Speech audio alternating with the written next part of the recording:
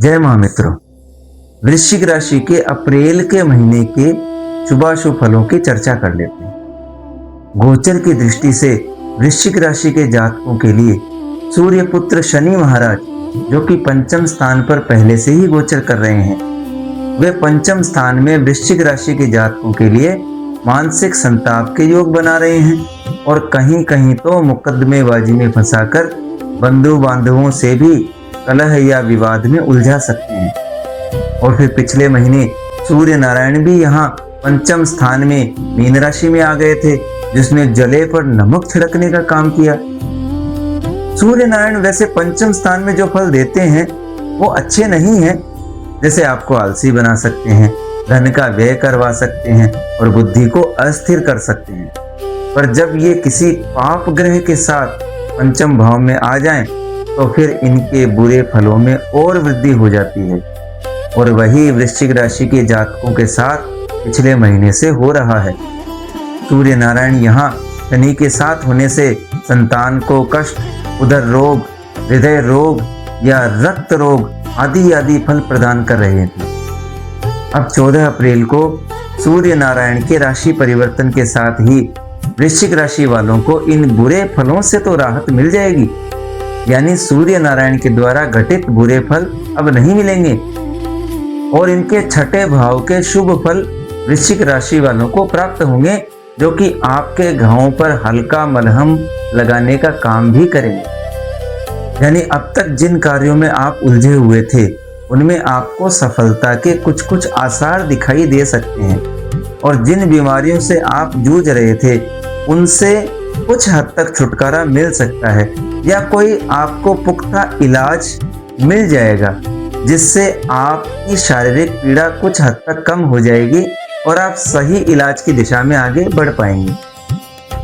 मैं कुछ हद तक इसलिए कह रहा हूँ क्योंकि अभी भी सूर्य पुत्र शनि महाराज पंचम भाव में ही विराजमान है और अपने बुरे फलों से वृश्चिक राशि के जातकों के कार्यों में विघ्न व मानसिक संताप देते रहेंगे। इसलिए सूर्य नारायण के ये फल हो सकता है आपको पूरी राहत ना दिला पाए, पर पहले से तो अच्छी स्थिति होगी, पर वो 14 अप्रैल के बाद ही होगी। उससे पहले सेनापति मंगल भी 2 अप्रैल को मीन राशि में सूर्य नारायण और न्यायाधीश शनि महाराज के साथ पंचम भाव में युति करेंगे और वे यहाँ आकर वृश्चिक राशि के जातकों के लिए और समस्याएं ही खड़ी करेंगे। यानी अब तक जो फल सूर्य और शनि मिलकर प्रदान कर रहे थे, मंगल इन फलों को और बढ़ा देंगे और वृश्चिक राशि के जातकों के लिए मानसिक संताप असहनीय हो जाएगा।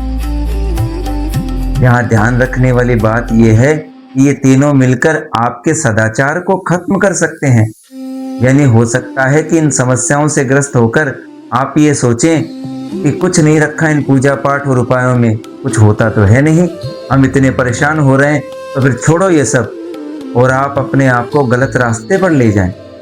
चाहे कितने भी आपके मन में ये विचार आए, पर अपने आप को गलत आदतों और गलत रास्तों पर ना जाने दें, इससे आपके बुरे फल और बढ़ जाएंगे। हालांकि मंगल आपकी राशि के स्वामी हैं और वो कुछ आपको बचाने का प्रयास भी करेंगे, पर शनि मंगल की ये जो युति है, इस युति में वो कुछ कर पाएंगे, इसमें संदेह है। इसलिए आप अपने पूजा पाठ और उपाय अगर आप कर रहे हैं तो नित्य करते रहिए, क्योंकि जिन उपायों से और पूजा पाठ से ये फल जो आपका कुछ बिगाड़ नहीं पा रहे थे, अब अगर आपने इन उपाय या पूजा पाठ को छोड़ दिया तो फिर इन फलों को रोकने वाला कोई नहीं होगा। इसलिए बार बार ये विचार मन में आने पर भी अपने आप को संयम में रखते हुए अपने नियमित नियम का पालन करते रहिए। वो कहते हैं ना कि सीताराम सीताराम सीताराम कहिए और जाहि विधि राखे राम ताहि विधि रहिए। ये मैं इसलिए कह रहा हूँ कि 11 अप्रैल को कुमार बुध भी मीन राशि में प्रवेश कर जाएंगे, जो कि वही फल देते हैं जो कि पहले से ये ग्रह दे रहे हैं और पंचम भाव में इनके फल अच्छे भी नहीं होते।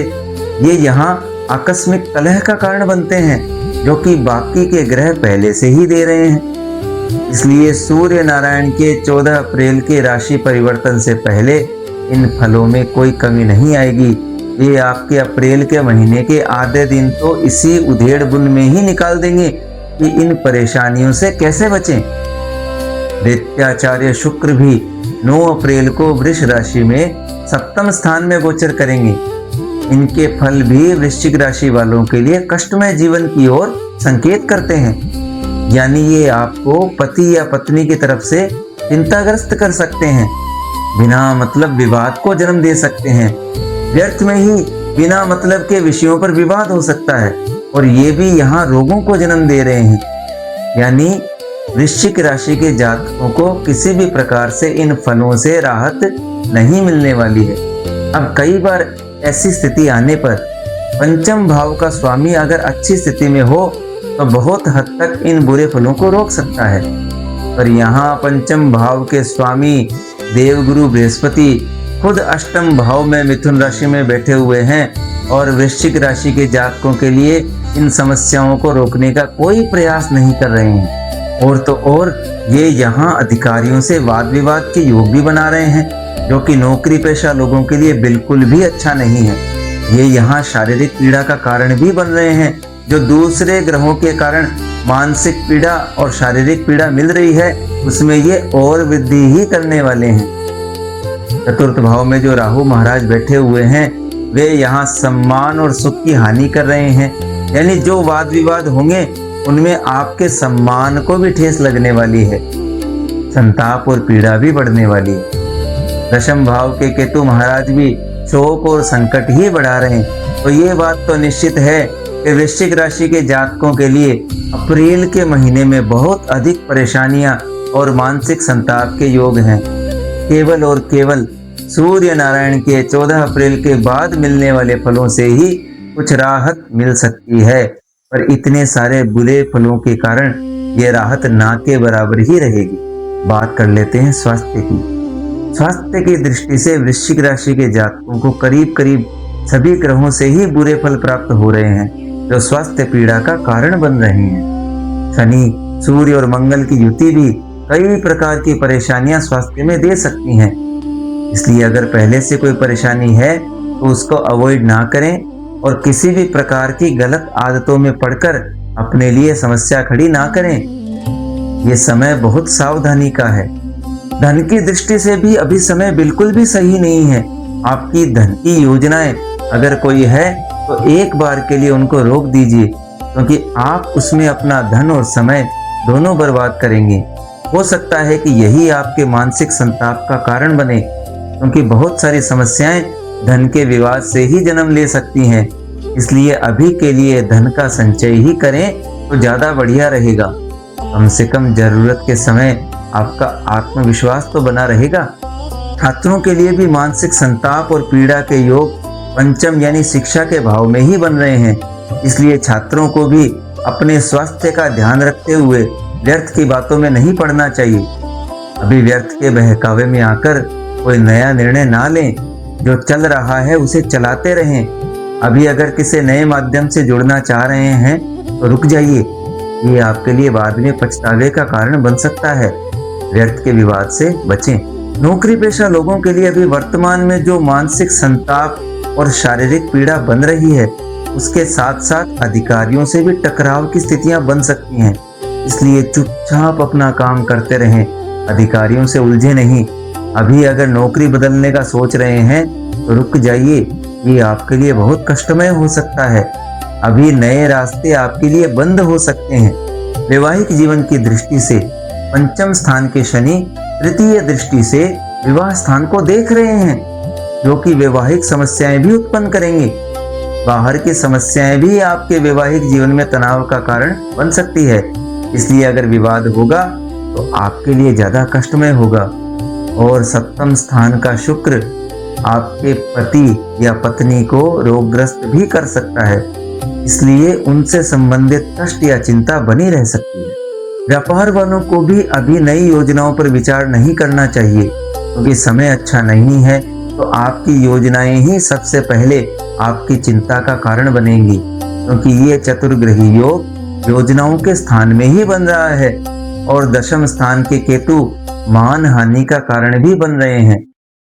चतुर्थ के राहु भी शोक और पीड़ा का कारण बन रहे हैं, तो व्यापार वालों को भी अभी सावधान रहने की बहुत आवश्यकता है। भाग्य की बात करें तो वृश्चिक राशि वालों के लिए भाग्य भी अभी साथ देने वाला नहीं है, क्योंकि केवल 14 अप्रैल के बाद सूर्य नारायण ही कुछ राहत देने वाले हैं, पर बाकी के ग्रह बुरे फल प्रदान करने में कोई कसर नहीं छोड़ने वाले। इसलिए भाग्य के भरोसे कोई कार्य करने जा रहे हैं तो सावधान हो जाइए।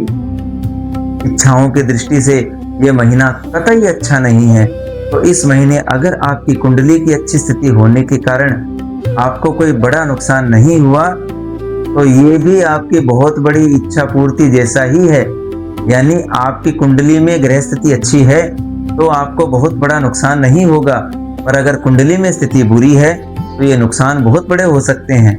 तो अगर आपको बहुत बड़ा नुकसान ना हुआ तो समझ लीजिए इच्छा पूर्ति हो गई। इसलिए प्रयास करके इस महीने कोई बड़ा खर्चा ना करें।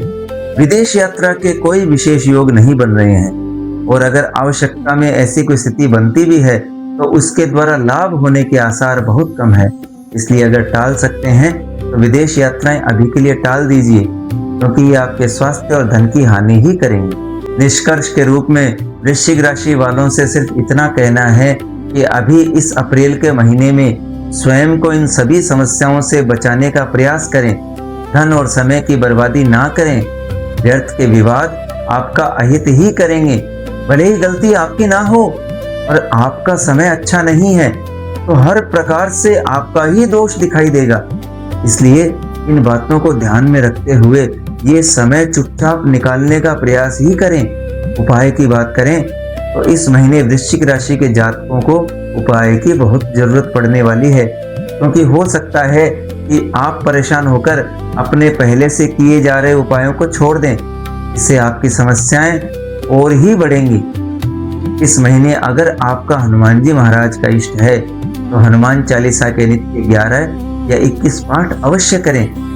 महादेव के उपासक त्र्यक्षरी मंत्र का जाप कर सकते हैं, और अगर आपको महामृत्युंजय मंत्र मिला हुआ है गुरु जी से तो उसका भी जाप कर सकते हैं। पर इस महीने के उपाय अवश्य कीजिए, क्योंकि बुरे फलों वाला गोचर कई बार उत्साह को तोड़ देता है और आपके इष्ट की कृपा आपके आत्मविश्वास को हिलने नहीं देती। इसलिए विश्वास बनाए रखें और उपाय करते हुए इस महीने को निकालने का प्रयास कीजिए। और सबसे अंत में ध्यान देने वाली बात ये सामान्य राशिफल है।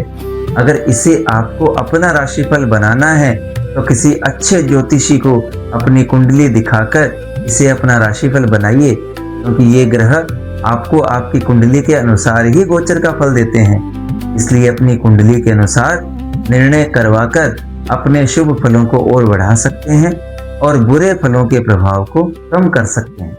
जय मां।